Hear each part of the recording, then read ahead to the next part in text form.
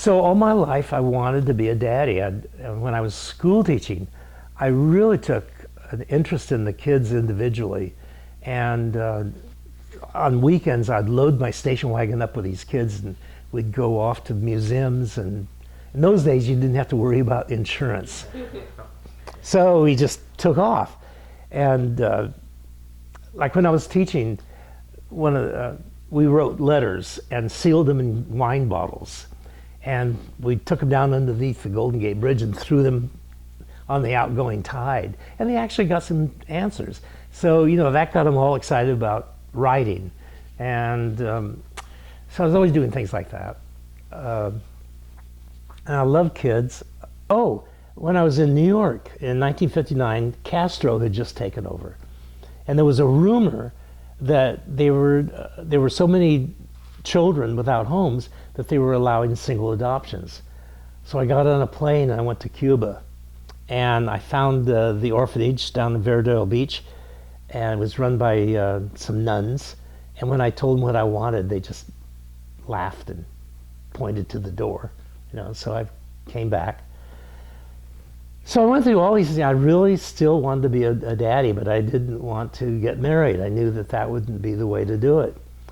And so there was a little article in the Chronicle about how easy it was to adopt.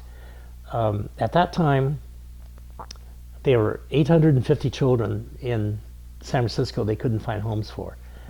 I wrote for this brochure, but I said, well, you may not want to send it to me because I'm a single man.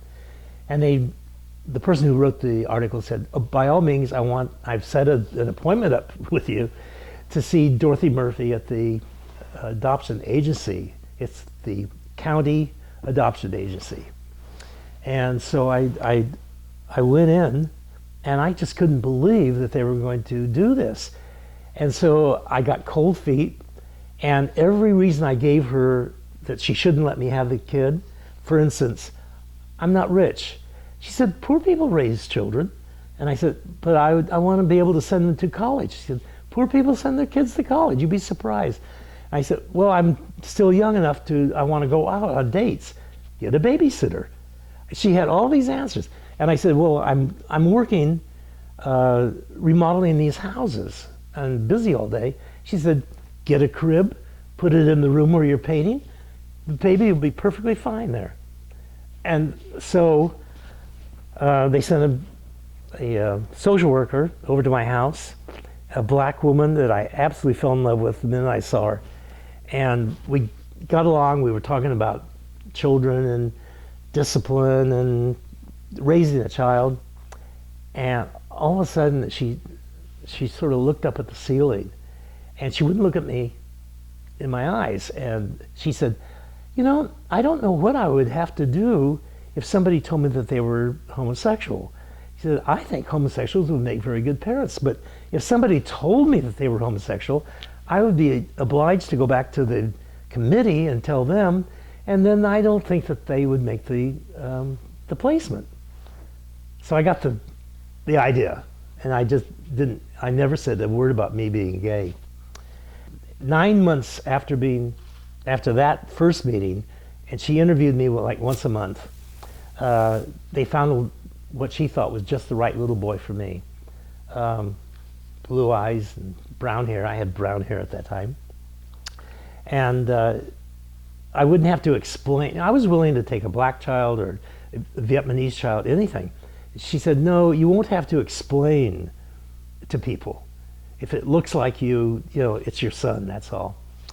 So I agreed, and they found Aaron. And the first time I saw him, he was very strange. He had been in a foster home for 2 years, and they had shaved his head because they didn't want to shampoo his hair or comb it. And he was put out in a crib out in the backyard with 5 other infants. Oh no, there were 4 other infants. There were 5 altogether. And so he was almost black from the sun. But he had these beautiful blue-gray eyes like Paul Newman. And so he came into the room. It was a very large room. And my social worker and I were sitting at one end, and he came in with another social worker.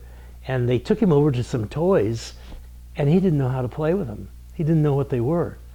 And he just kept saying, la la gaga, la la gaga. And so I asked my social worker if I could be alone with him, because I wanted to see if there was any sort of a connection there. And we got into this room, and he just sort of looked around and said, la la gaga, la la gaga. So I went back to her and I said, you know, I hope you don't give up on me, but I don't think this little boy's for me. There was no connection whatsoever. And so she said, that's okay, that happens quite often.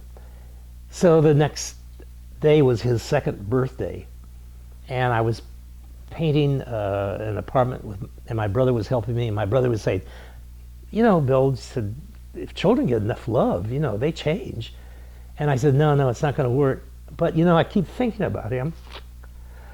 Oh, I'm going to start crying. I know it. So I went down to FAO Schwartz and I bought a teddy bear. And so I phoned, I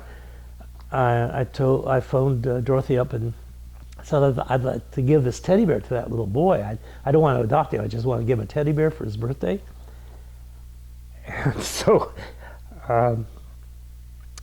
she said, well, she said, you know, these children know when they're being turned down. They're not dumb. They may be young, but they know that they're not being accepted. And I said, oh, I've worked with children all my life. I said, you know, I just want to give them a little present and go on my way. So I went down, and he was in the next room. They were changing his diapers. He had dirtied them. And I was telling Dorothy, I said, you know, I guess what I really expected was like Shirley Temple. And the doors would open, there would be a wonderful sunset, and Shirley Temple and I would go, you know, out the doors, and that would be it. I said, with this kid, it's just not that way. And the doors opened, he ran out, and he threw his arms around my legs. And I stood there like I'm doing right now, and I just spurted the tears out. I couldn't stop crying. So that was it. And it took me about 10 days to fix up a room for him in the nursery and everything. And they made the placement.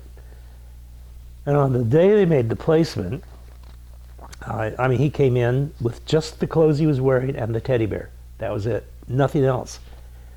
And about 4 or 5 hours later, Dorothy shows up at my door. She said, Bill, she said, don't worry about what I'm about to tell you. She said, we don't believe this, but somebody has come to the adoption agency and said that you're gay, and you're probably going to have an orgy in the nursery tonight, and we don't think that you've had time to organize an orgy. So, you know, just forget it.